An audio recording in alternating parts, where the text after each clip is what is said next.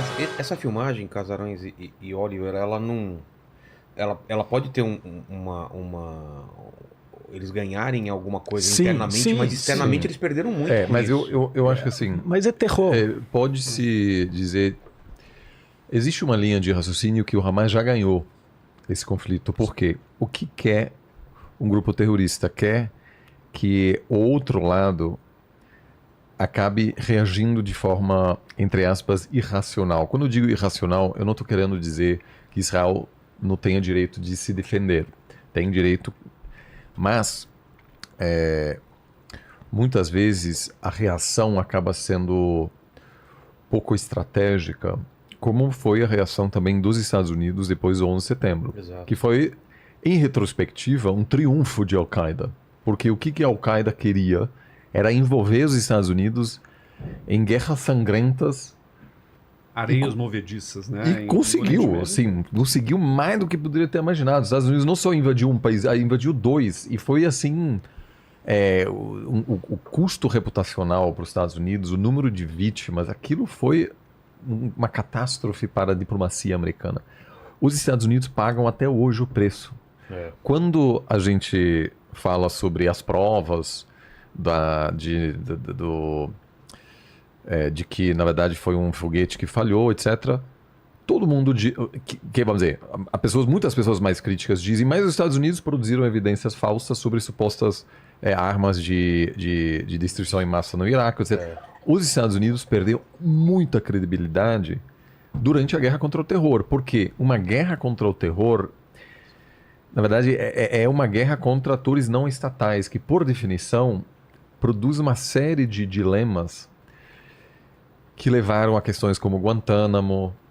Por quê? Porque como não tem um exército nacional que você está combatendo, a guerra não foi só contra o governo iraquiano ou o governo do Afeganistão, foi contra uma série de grupos não estatais que estavam se movendo em regiões diferentes e acabou radicalizando parte da população no Oriente Médio, acabou fortalecendo esses grupos muitas vezes e fez com que os Estados Unidos perdessem temporariamente noção do que realmente importava, que era lidar com a ascensão da China, que virou assim um tema de...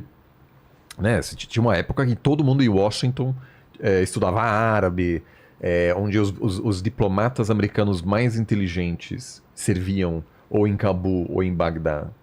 E aí você tem 2 décadas em que a inteligência americana se dedica a essas regiões que, daqui a 50 anos, aquilo será lembrado como não só uma tragédia humana, mas também uma perda de tempo do ponto de vista estratégico, porque o país poderia ter pensado na sua estratégia de longo prazo, que não tem absolutamente nada a ver com a guerra contra o terror. Então, gravando essas imagens, é fundamental para Hamas fazer com que Israel se envolva muito. E isso é o meu medo, porque é muito difícil como líder democrático, se você sofre um ataque terrorista, dizer, olha, gente acaba de sofrer aqui o ataque mais terrível desde o Holocausto, mas vamos ficar calmos. A gente precisa estudar por alguns meses como a gente reage, sobretudo com esse primeiro-ministro, que a curto prazo obviamente, se beneficia do estado de choque. Israel está muito unificado.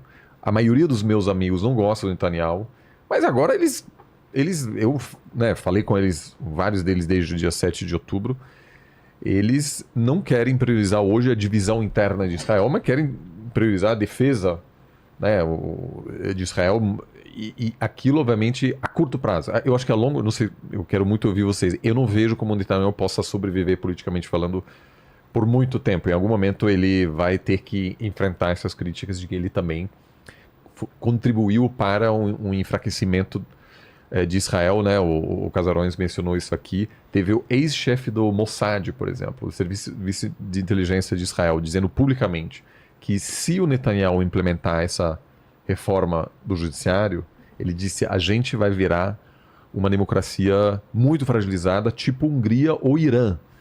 Né? Ou seja, o cara do Mossad, tinha boato rolando nas redes sociais de que o Mossad estaria incentivando as manifestações contra o Netanyahu.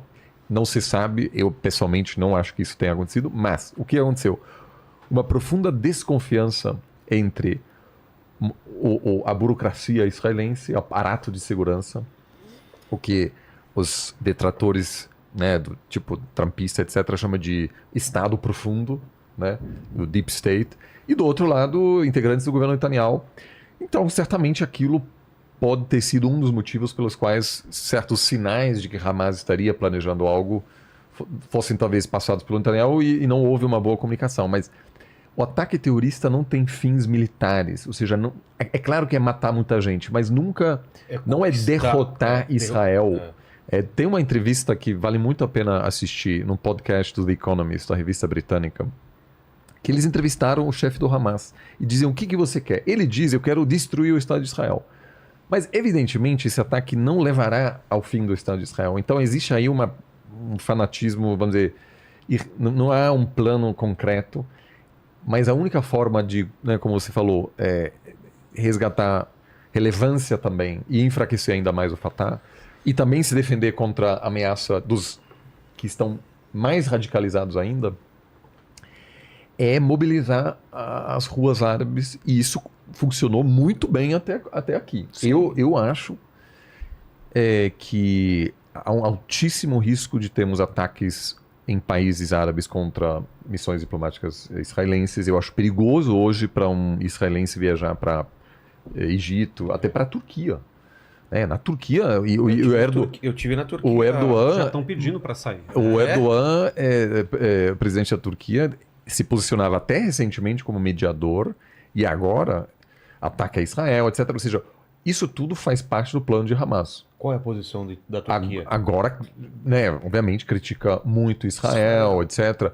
E diz: olha, nós não somos mais... O chanceler da Turquia disse hoje, olha, nós não somos mais imparciais nesse conflito. A gente agora está com a Palestina. Caramba. Então... Você diz assim, por que tem essas gravações? Isso é evidente, é fundamental que haja imagens que possam alimentar esse ódio.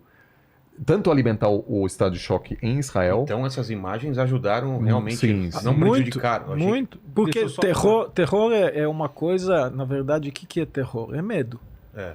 Incitar o seu medo interno, tem até livros que tratam disso, que eles te tiram aqueles monstros que estão dentro para fora, para você se incomodar e não ter uma previsibilidade de que acontece amanhã. Então, quando você vê esse tipo de vídeo, você não pensa só no ato terrorista do momento. Exato, claro. Pode acontecer com qualquer um. Você pensa que pode acontecer com qualquer um, a qualquer momento, em qualquer lugar. E isso...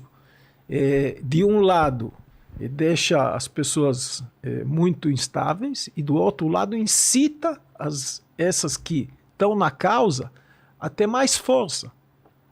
Por isso que a gente vê o que a gente vê hoje na Europa e em outros países do mundo, todo mundo saindo para a rua.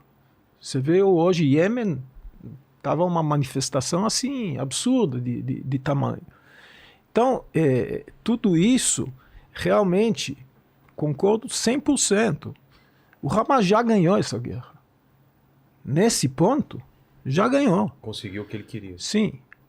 A vantagem ou a virada que pode acontecer nesse caso é só se trazer agora algumas cabeças do Hamas na bandeja, como Osama Bin Laden na época, para falar, opa, não tem mais Daesh, não tem mais Osama... que eles entregaram a cabeça do Osama Bin Laden muito depois de já terem entregado a cabeça do Saddam Hussein. O Saddam Hussein morreu em 2003. Sim. O Bin Laden foi capturado em 2010. Sim. Então, logo antes da eleição do Obama. Mas acho que tem um elemento que o Avi falou que eu acho super importante a gente pensar, que é o seguinte.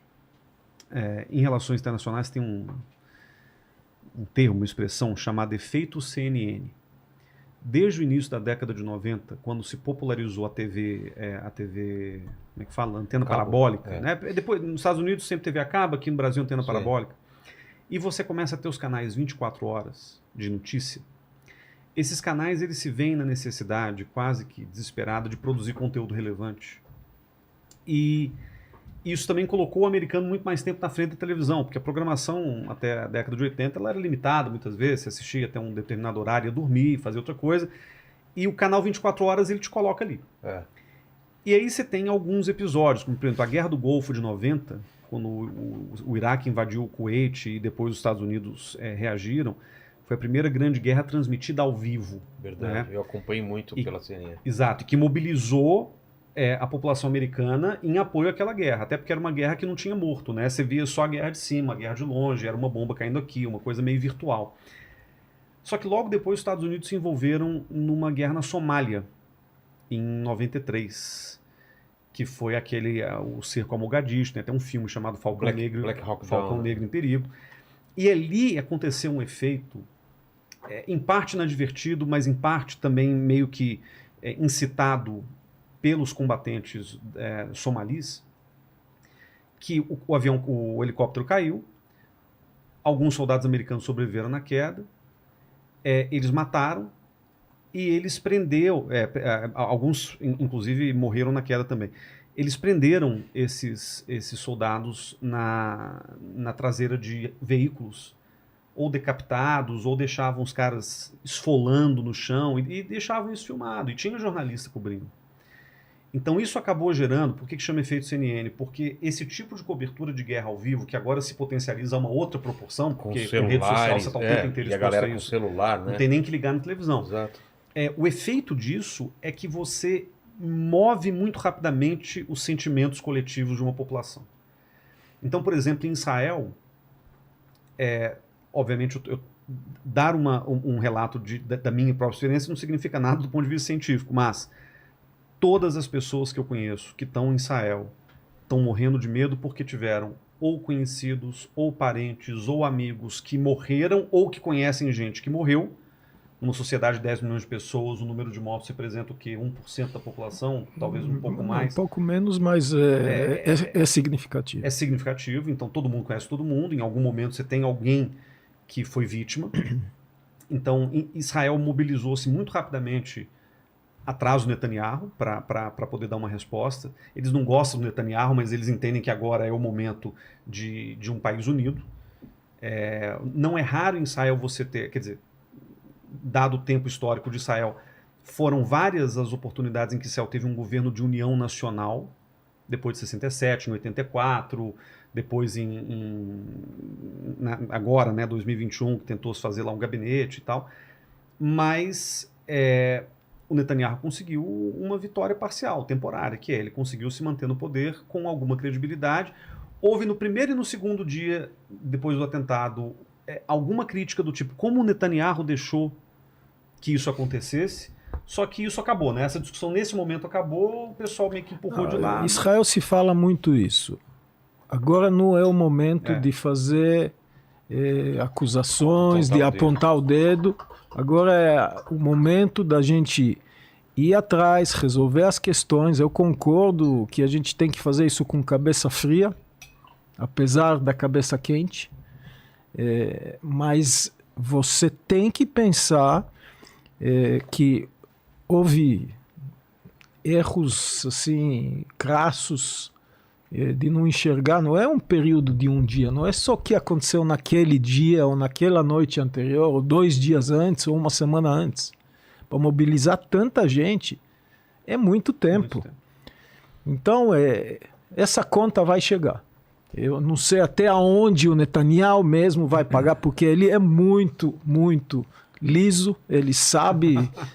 Claro, alguém, na verdade, o chefe da defesa já falou responsabilidade, o chefe da região sul, sim.